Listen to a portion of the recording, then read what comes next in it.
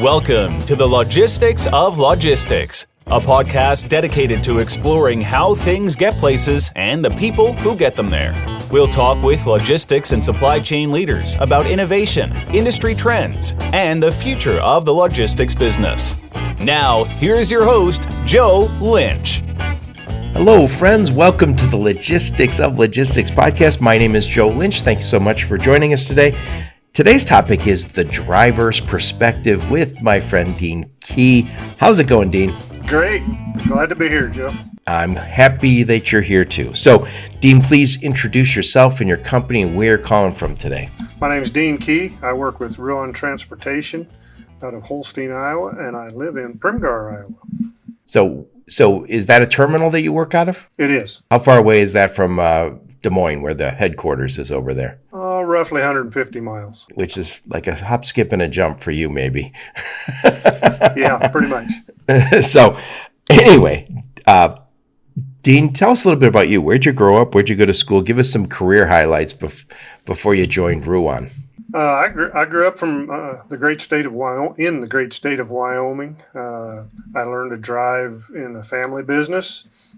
My cousin taught me how to drive. At 15, you told me. Yeah, I had got my car learner's permit and was learning how to drive a truck. And at 16, I was driving every day after school and on the weekends. Did you get your CDL when you were 16? It was a Class A at that time, yes. So what's the difference between a Class A and a CDL? I don't even know. It's just different. You could get a Class A, B, and C back then, and it's still the same thing today. They just call it a commercial driver's license in general. So you could drive like an 18-wheeler at 16 years old back in the day? Yep, and I actually pulled Rocky Mountain doubles. Wait, what is that? So a long regular trailer and then a short, we called it a pup, behind that. So two trailers. Through the mountains. Yeah, that I guess you're qualified. So how long have you been driving for? About 38 years. So how long have you been with Ruan? 26. Damn, they must be doing something right to keep you. I keep hearing about how drivers are moving to the next company. Yeah. No, they've treated me real well. I have no complaints. It's interesting. I think, people listening to my podcast, a lot of people, freight brokers, 3PLs, freight forwarders, we don't always hear from the drivers. And I think, that in the last few years, last 10 years, it seems, 5 years, whatever it is, there's more and more recognition that we have a driver shortage for a reason, because we earned that driver shortage. We don't always treat the guys driving the trucks the right way. And there's lots of challenges. And I know you've been at Ruan for 26 years, so I think that we'll talk a little bit about your experience, because obviously that's working. But people are leaving the business. I think they're aging out, not you.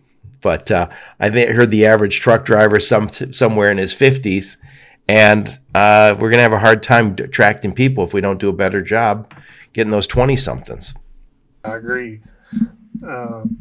Well, if 50-something's the average driver, I'm getting close there. So, but no, I'm not going anywhere anytime soon, I don't think. But yes, I think we need to do a better job of attracting the younger crowd, as well as keeping drivers. Driver retention. Well, and this speaks to also we have to do a better job of making this an attractive job. Then we'll get into some of these challenges. So I wrote some down, and I know these are not challenges you necessarily live with every day, but you work for a company that's pretty good. But I know you've run across them. You talk to other people who are living with them. So I want to talk a little bit about. Well, first off, before we get into that, what's your schedule like? Where do you pick up? Where do you drop off? Do you have like a regular schedule, or are you kind of week to week on different loads? Yeah, so I'm out weekly, or most of the week, and I'm on a dedicated account, so I pick up at the same customer most all the time. What state is that? Where do you pick up at? It's in Iowa. And then where do you drop? And then we run out and deliver to big box store, lumberyard type companies. In what states? All of them. Wow. The customer has the big box companies in most all the states. So you might drive to California one week and then the next week drive to New York? Our particular terminal, we stay Midwest. Okay. All right. That makes sense. So it's kind of regional setup. So do you pick up like on a Monday morning, and what's your schedule look like? Sunday, usually, we pick up our loaded trailers. They're preloaded for us, and get to our first delivery for Monday morning, make our deliveries. Sometimes we'll be done quick and come back for a second load. Other times, the one load will take us most of the week. We'll pick up usually a back haul to come right back into our customer and be done Thursday, maybe Friday. So that when you say it could be I pick up in Iowa and I don't have to go far. So I could drop off in Iowa and come back the next day or even later that same day. Has that ever happened? Occasionally. Our outbound loads, though, are usually they can have up to 22, 24 stops on them. And you can't do that in a day. So that, so they get, that might take you 2 or 3 days to get that taken care of. So how many days a week are you sleeping in your own bed? 4 to 5. Okay, that works. Oh, in my own bed? Yeah. Oh, in my own bed. No, at home, 2 probably. I'm sorry. Yeah, no problem. And it's yeah, though that's a little tougher. So you have a what do they call that? A sleeper in the back? Sleeper berth, correct. So that's where you sleep other nights? That's the 4 to 5. Yeah, that's the 4 or 5. So where do you typically park that thing? Truck stops or? I do. Of course, you could be at a rest area, or oftentimes we'll be at a customer. We can park in the customer's lot. So it just kind of depends on what the situation calls for. So I want to talk a little bit. I want to walk through some. Before we hit record, we were blabbing away, and we're talking about some of the challenges. And I know you don't run across every single one of them, just because of the nature of working at a pretty good company, a really good company. If they take away some of these because it's a little better planned. So, but I still want to talk about this because these are the things that cause. These are some of the problems that cause the driver shortage and it's not only make the driver shortage, but I think it causes grief for the overall supply chain. And during COVID, I guess it probably just got worse. So the first thing I want to talk about is hours of service. So could you describe what those hours of service, what you're supposed to do, how that's supposed to work? Sure.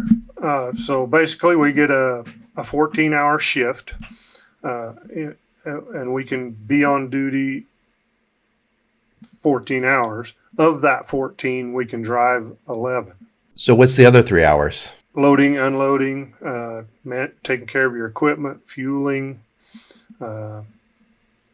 eating, just about everything that consumes your day. So let me ask this: so let's just say you drove 14 hours. You said, "Hey, I'm at the end of my time," and then you went and you said, "I'm gonna pull over this truck stop and I'm gonna get some rest."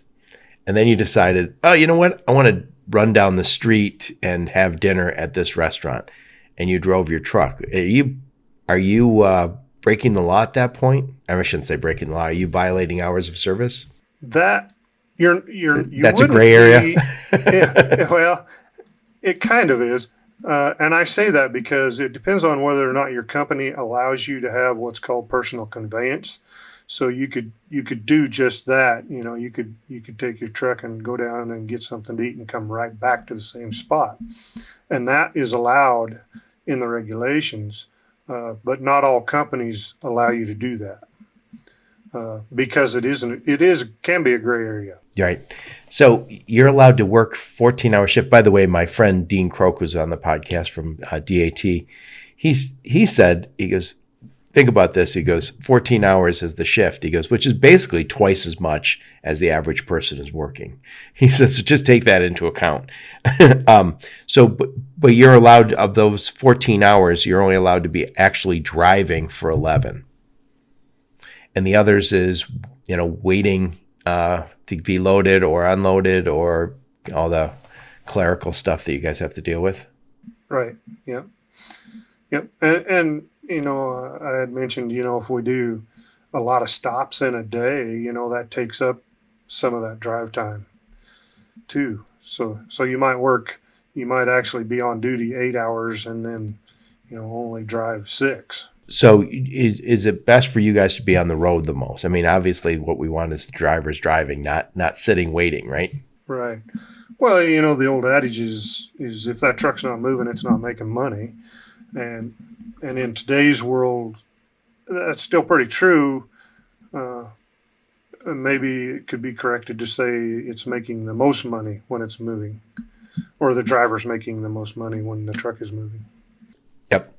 So the next problem I hear about, and again, I know this isn't as big a problem maybe for you, but I know you know about it, detention and delays. We'll talk about a little bit about that.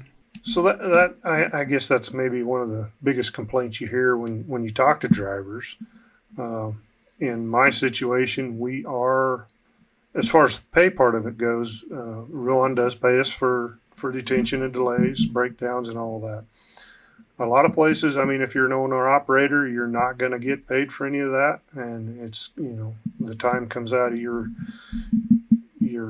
paycheck, so to speak, so that your pay rate's going down. Yeah, and I think also, I think this is where brokers, 3PLs, all people who are booking this stuff can do a better job. Shippers and receivers too, do a better job at making sure that there isn't detention and delays. I joke about it on my podcast, Dean, but I said it to you today before we hit record. If I got in my car and drove to Iowa to see you and we were going to go out to dinner, and I got there and you said, "Yeah, Joe, just jumping in the shower. I'll see you in about a half hour, 45 minutes." I'd be like, "Screw you, Dean. I'm going to go egg your house." Right. I just drove 8 hours, damn it. Yeah, and then it's also disrespectful. I mean, I understand delays happen, but some of it just feels disrespectful to me. Yeah, you're right. And unfortunately, that happens. I mean, life happens, things happen, and delays are going to happen. But I think there's can be a lot of work, like you say, in the brokers and that end of it, as well as shippers and receivers to minimize those detention times. Right. And again, those are also what can delay you from screw up your hours of service, right? Right. Yeah. And I joked about it before we hit record, but I feel this way. I'm always kind of surprised you don't see more trucks just kind of sitting by the side of the road where somebody says, "Yeah, I ran out of hours." I mean, I imagine there are truck stops though saying I ran out of hours. But you hear stories. If you're out and listening to drivers talk, you hear stories of drivers running out of hours at weird places. And unfortunately, a lot of times they're not in a place where they can park, and so they're forced to drive on a little ways to find a place to park. And I think this is the challenge is it's not something they did. It's somebody else. Somebody else wasn't ready. There was miscommunication or lack of communication somewhere else, and as a result, somebody's inconvenience at a minimum, but wasting their time and maybe taking a bite out of their pocketbook too. Right, and it definitely does that. As far as getting caught in a bad spot, I mean, you constantly got to replan and be ready to replan. I start out the week or the day with a plan in mind, and as soon as a 1 hour delay or a delay happens of any, you got to replan. You got to replan. It's just that simple. Yeah, there's that old military adage that no battle plan survives the first shot. Right. Yep. So the next thing I wanted to talk to you about is health. I know when we were talking before we hit record, I said, I know health is a concern because you're driving. I would joke about it, but it's no joke. I drove 8 hours over to Milwaukee and man, I was sore. Like I have to get out and stretch. My back was sore. I don't even have a bad back. And I was like, this is not good for me. Yeah. It's recommended that you get out ever so often and stretch or take a quick walk or whatever you need to do. I mean, but we're also supposed to we're supposed to stop and do load checks, and that's a great time to to stretch out a little bit. Wait, what is a load check? So just stop, and it's more so for the flatbed side of things, open cargo, but any cargo that you can visually see. Make sure it's all strapped down right. Just making sure it's not moving, not falling off the trailer, and so it's a good time to walk around the truck a time or two, stretch your legs. Yeah, and I think also part of that health is, and I know it's changing. When I travel, I always stop at truck stops, and it used to be truck stops were always kind of attached to greasy spoons, right? And not the healthiest fare for sitting in a car for 10 hours a day. So I joked, I saw like an apple at one of those places. They're like, oh, we got fruit. And I was like, this is like last year's apple. Like it should be discounted. Yeah. But I know there's more and more healthier food at those. Do you hear drivers talk about health issues related to driving? We do. And the healthier food options are getting better. They're still not fantabulous, but they're getting better. But sure, you hear just in talking with drivers in general that they're concerned about their health, and a lot of the issue is there weren't options for us to gain the knowledge maybe to take care of ourselves, and those options are getting far better. And aimed at truck drivers. Right.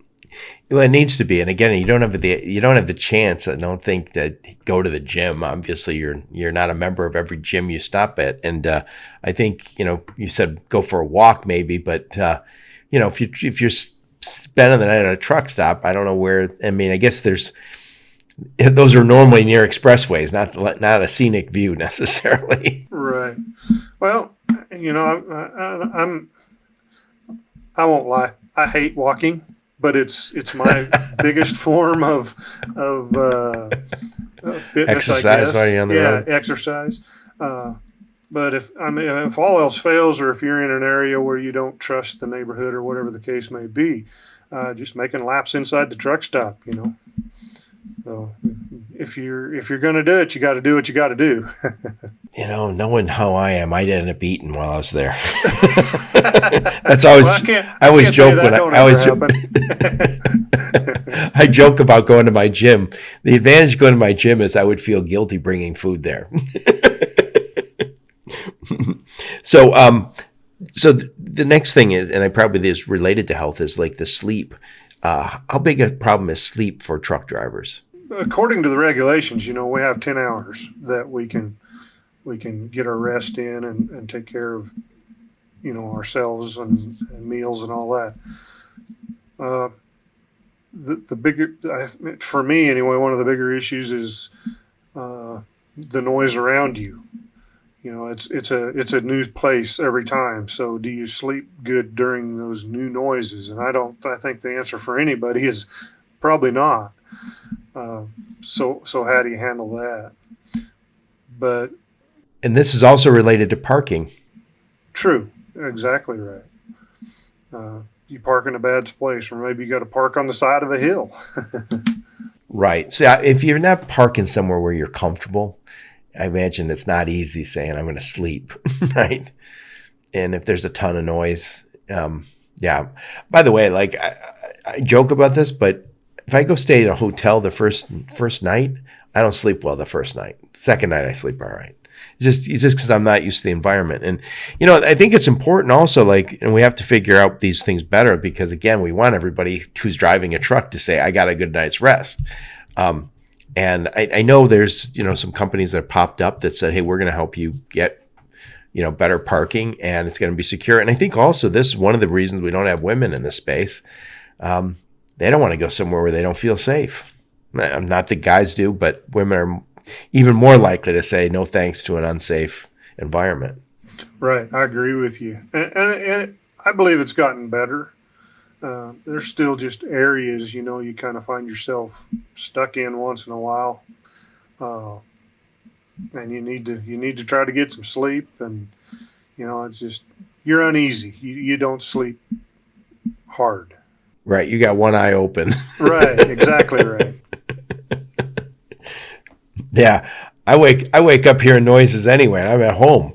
So, yeah. And again, I think that sleep, is so important. And obviously and as you get older, it's harder to sleep. So another problem I would have is if I'm driving 8 hours, I would be drinking a lot of caffeine. And then when it's time to rest, I've just been drinking caffeine for the last 8 hours. So anyway, another issue I read about, we talked a little bit about, is this lack of home time.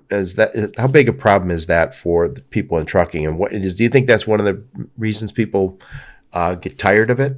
I think it can be an issue.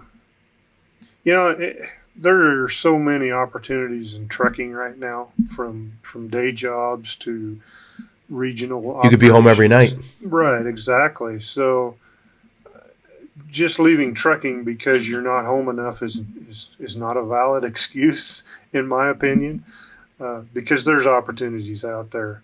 You just need to find what fits what you need to do. We talked briefly. I'm gone 4 or 5. Oh, go ahead. And I think to your point, depending at where you're at in your life, it might not matter at all, right? Right. Yeah. I worked night shift for years, and I liked it. When I first started driving, our shifts, when I was learning to drive, our shifts ran like from 1 o'clock in the morning or 2 o'clock in the morning till noon or so. And I liked that. It was kind of weird. And it wasn't that nobody made us do that. That's just kind of what the drivers decided to do. Right. So one of the other things, talk about the impact of like the ELD. So when you obviously always had hours of service. Now, how did you manage your hours of service prior to the ELD mandate? Well, for what I did, the hours of service have never really been a detriment, I guess, for the operation. Never got in the way. Right. It just kind of it fit in, with the ELD. I will say, there's times, and 15 more minutes at the end of the day might make a world of difference. But I don't know. I right quick made up my mind that I can't let that bother me. I've just got to go on with it, and most of the time it fits. Now, if you're a true over-the-road driver or out out on the road more than being home, I could see where you're gonna take your resets out on the road. What do you mean resets? So after a 70-hour work week, however that might fall, you can stop for 34 hours, take 34 hours off in the sleeper or off duty, and reset your hours to 0. And in my operation, that kind of happens automatically every week because I'm home every week. Yep. So, and again, when you say more over the road, to me, you are over the road, but how contrast what you're doing with what you call the true over the road guys. So what do they do? Yeah. So me being home every week, I cover a big area. And so that's kind of why I'm thrown into the over the road, and I'm gone more than overnight. But I guess maybe that's more in my mind. What I would call true over the road are the guys that are out for 2, 3, 4, 5, whatever weeks at a time. Running clear back and forth across the country, and doing that. They're not home. They might run 6 weeks and then go home for a week or whatever like that. Interesting. So those guys, they really have to concern themselves. And by the way, they're probably I'm guessing they're not on the same load all the time. So are they more likely to be picking up spot freight? Correct. Yeah. Every load will be different, to and from a different place. Yeah. So that brings a lot of challenges. Probably interesting, but a lot of challenges because you got to get familiar with all the people, right? Right. Yeah. Yeah. So and again, some of this seems to me like when you work for a big company, successful company. Well, Ruan's been around 90 years. They told me the other day. Yep, celebrating 90 this year. You are planning things out, or they're planning things out with you, right? So say, here's what you're going to do. They're not going to put you in a place where you go, oh my God, I'm 2 hours from 2 hours from dropping off and I'm out of hours. That's you plan it, but they also plan it. So if you hit delays, you go, okay, here's plan B, right? Right. Yep. Most of us at Ruan are dedicated to a particular customer. So that's a lot easier to manage the hours of service in that situation versus like the over the road guys where they're hauling different stuff all the time. Right. Dedicated means you more or less work for a customer. And do you wear their uniform or? I do not. I wear Ruan uniform. And does it on the side of the truck? Does it say their name or does it say Ruan? The truck says Ruan, and the trailer. Well, we pull customer trailers, so they say their name. Yep. I've said it before. Is like Ruan is. And they're not the only dedicated carrier, but as a dedicated carrier, a lot of times you have the trailer says the company name on it, who you're serving, and even people with the uniforms. So you don't know there's very large trucking companies that are dedicated, Ruan being one of them, where most of the trucks don't say their name on them, right? That's correct. Most of them. We do have a few where they are branded with the customer. I'm not sure. I'm not familiar with how all that pans out. It gets worked out, right? But it's like Intel. It's like Intel inside. So it's Ruan inside. But I joked with somebody, but it's really no joke. Is the best capacity in a tight market to me is dedicated trucking, where you say these trucks, these drivers are mine, and I don't have to find myself in the spot market. I don't have to find myself with people with, I've contracted rates, but they're way below market, so no one's doing them. It's the best way to go. So how bad does weather hit you? I mean, you're here in the mighty Midwest. How bad does weather affect your job? Of course, it's different all the time, but the wind for the trailers, we pull a curtain van at my terminal. And the wind has just been. Is that like horrible. A Conestoga? Yeah. Yep. The difference is we have a solid roof and we just have curtains that open on the sides. Where the Conestoga, the whole thing opens up. Okay, so they always side loaded then? Well, not always. We can dock load too, but most of the time we side load. Yep. So the wind, I did not expect you to say that. Yeah, the wind has just been, gee whiz, I don't know if it's all right to say it or not, but I was looking at the weather for Wyoming, and they're expecting 100-mile-an-hour gusts. Whoa! Like and you got a big kite, I guess, don't you? Yeah, so you're going to be finding a place to park. You're not going to take that. Yeah, So in that case, let's just say you're driving and the weather gets bad, whether it's snow or rain or wind, and you pull over. You say, I pulled over. Those don't become your rest hours, right? Unless you say, that's it. I'm going to call it a night or call it a day. Those are considered part of your hours of service while you're sitting, right? Well, the way the regulations are now, we can take that as a break. It starts with 2 hours. If you're off, if you go into your sleeper berth or off duty for at least 2 hours, then you can consider that as a break, and it will lengthen your 14-hour day by that amount. So that 14-hour day, the 11 I can be driving. The 3 are either eating rest breaks or loading, unloading. Is that correct? Correct. And you have to press a button. Now, is that ELD? Is that built into your truck? Is it? How do you interact with it? Ours is it's basically a Samsung tablet that is. It has to be mounted, so it's mounted to the dash, and then it communicates with a device that's plugged into the electronics of the truck. So that is there other stuff that you use on that that tablet? I mean, can you communicate via email and other stuff with using that tablet? Yeah, we have a company app on there that gives us our load information. We also can do receipts and reimbursements through there. They're looking at having us do mapping on it eventually. We have TransFlow on it, which we don't use that at my place, but that, for settlements, CAT scale app.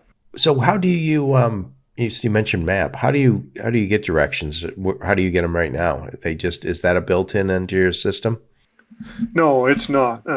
Actually, I have, and I don't carry it anymore because I've been everywhere, but that we go to. But I had a big old book of printed directions before we had cell phones and computers and all that. You're stuff. Going old school. Yeah, going old school. But no, we do also do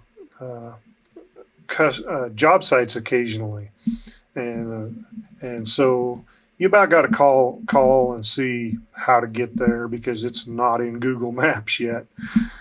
So how bad, you mentioned job sites, and I'm keep going off on a tangent here, but how bad are job sites to deliver to? I mean, I'm assuming since you're working with the same customer, you've gotten pretty good at it, right? Yeah.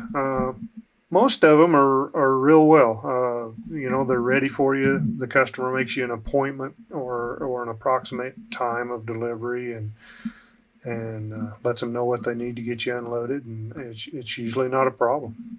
I was working with a company that had a lot of job site deliveries, and at least initially, they really struggled. They got better at it. They got really good at it, in fact. But and I used to say, yeah, it's a temporary location is sometimes the problem, and if it's multi-site, they could say, yeah, Dean, I'll meet you there at 3 p.m. when you get there, but they could be half a mile away working on another building. And so getting those appointments, you got to get tight and the communication has to be really good because otherwise you get there, no one's there to unload you. Yeah. And it happens. I mean, breakdown of communication does happen and it's not very often. So when you move that Conestoga, or I'm sorry, what do you call it? It's not a Conestoga. Curtain van. Is curtain van considered like a flatbed? Yes. Yep. Is that more challenging to move flatbed freight than it is to move dry van? In regards to the fact that we have to tie everything down That's what to I meant. the deck. Yes.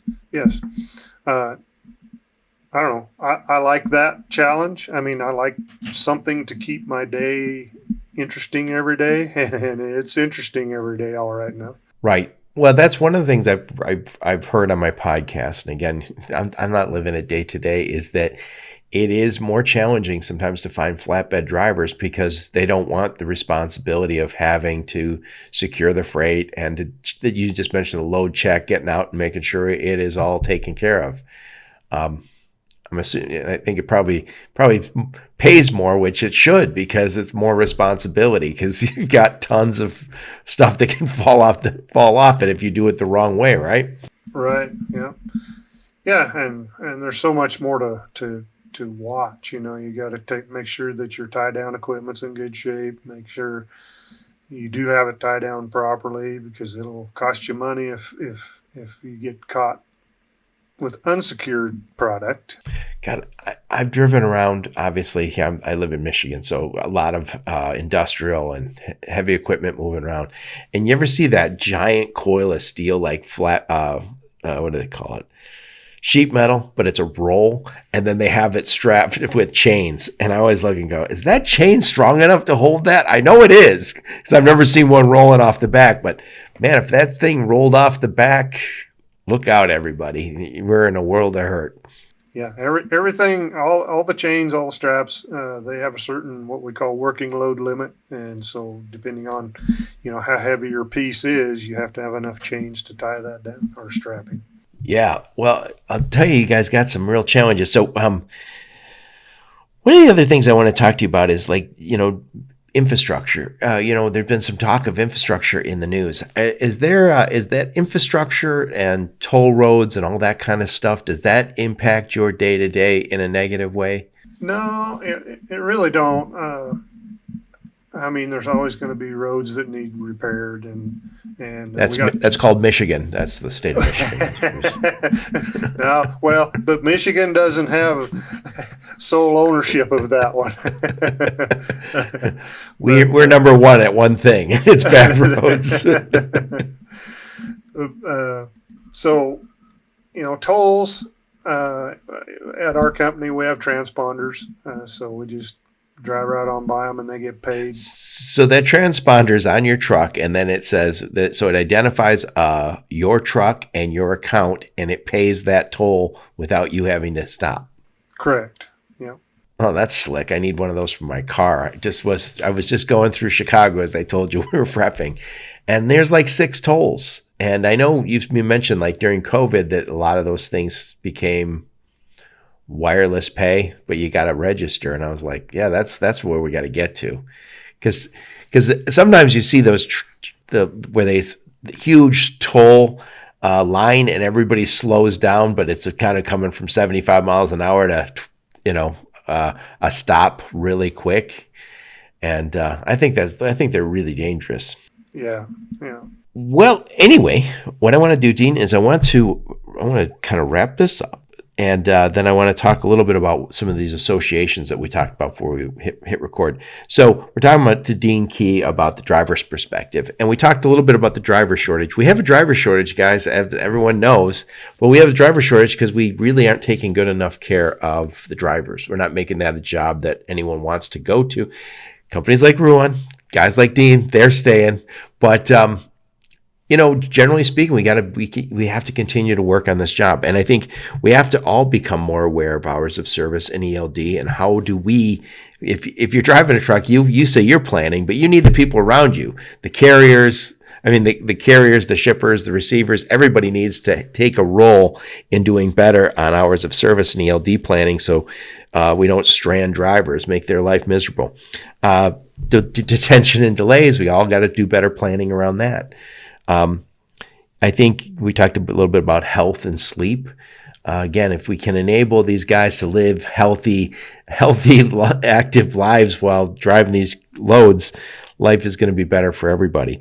You mentioned, we talked about home time. Obviously that's valuable for some people, less valuable for others. It depends on your individual situations. But you mentioned, Dean, that there are options. If you want to drive, home time shouldn't be a problem.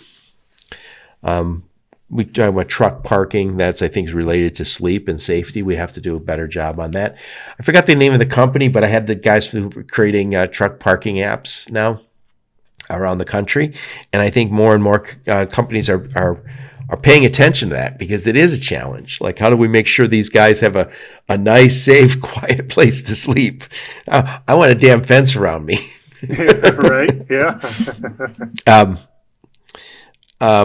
We talked a little bit about infrastructure and tolls, and then ELD and the impact of that. So again,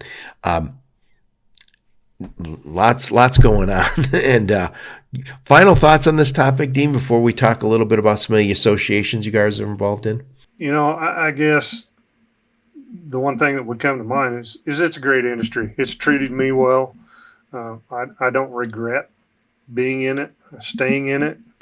It's provided for me and my family, and it has for a lot of drivers. So, new drivers, we sit here and talk about how it used to be and how it is now versus how it is now, but the new drivers don't know how it used to be. So they'll just work with what they have now. So, and I think that can be a good thing as well. Yep. So, Dean, when we were prepping, you talked a little bit about some of these associations that you're part of. Talk a little bit about what you're doing with these associations and the impact they're trying to have. So I was recently nominated and became, for the American Trucking Association, an America's Road Team captain. Very honored to be named to that group of elite drivers. Now, is that because you're a safe driver? Yes, you have to have a safe driving record. So yeah, and the American Trucking Association has 3 different programs that they do: Share the Road, Workforce Heroes, and their Image One truck for promoting the trucking industry, traveling around the country and promoting the trucking industry. So also representing us in Washington, which we definitely need. Yeah, exactly. They're headquartered in Arlington, Virginia, and they have offices in D.C. And they spend a huge amount of time fighting for the industry. Yeah, we need it. Yeah, exactly. Especially now. And that's the American Trucking Association. I'll put a link to the in the show notes. And what are you doing? What are you doing for them? I will start my duties actually this day after tomorrow. I will be in Sioux City at a 3-state, they're calling it a tri-state safety convention. I will be there representing the ATA as a road team captain. I don't know my duties yet, but it's my first event, so I'm anxious to learn what I'll be doing. Well, congratulations. I know you must be doing a good job, because I'm sure they don't have a whole bunch of dangerous drivers on that part of the ATA. So what's the other association that's closer to home for you? I was recently became a workforce ambassador for the Iowa Motor Truck Association, and on a little smaller scale, just within the state of Iowa, we do promote the trucking industry, all the jobs related to the trucking industry. We have a show trailer and go around and do college visits and job fairs for. And you said it's not just for drivers; it's for everybody in this space. Correct. Yep. We promote for, everybody in the back end. We need dispatchers. We need, all the office folks and technicians, and we need dock guys too. Yes, absolutely. That has been, I think, a shortage that I've heard about during COVID. Yeah. Yep. So your mission there is just to attract people to the space, right?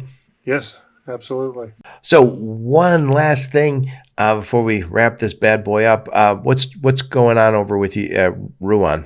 So as we mentioned earlier, they're celebrating their 90th anniversary. 90 years. 90 years, yep. And they're going to do a bunch of team member events celebrating that. They're continuing to expand. We have 5,000 employees, 300 locations across the country, and they're always expanding. Whoa, how many locations? Over 300. Damn, I didn't realize that. So are those terminals, sales offices, all sorts of stuff, huh? Yeah, different situations. We have locations that maybe don't have an office in it, that they're managed remotely. So we got a combination of all. You guys also have warehouses that you manage too. Yep, we do warehousing, not contract just trucks. Cartage, yeah. And always hiring. always hiring.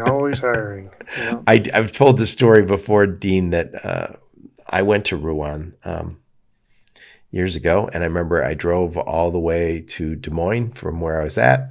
It's in Minnesota, and I don't know. Even though they said, downtown Des Moines, I just kept thinking I'm driving to a trucking terminal. I couldn't get that out of my head. And then they said, yeah, stay at the Hyatt, which was next door, and that was developed by Ruan family.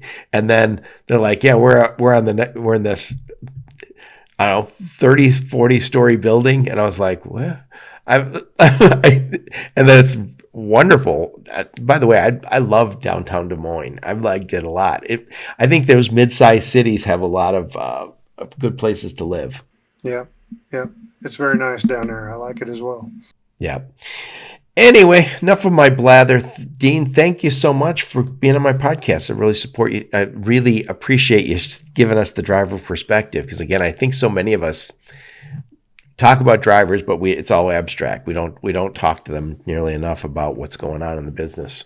Well, I appreciate being here. It's been fun. It's a new experience for me, and I appreciate you giving me the opportunity to be with you. Thank you so much, Dean. We'll have to do it again. And thank all of you for listening to my podcast. Your support's very much appreciated. Until next time, onward and upward.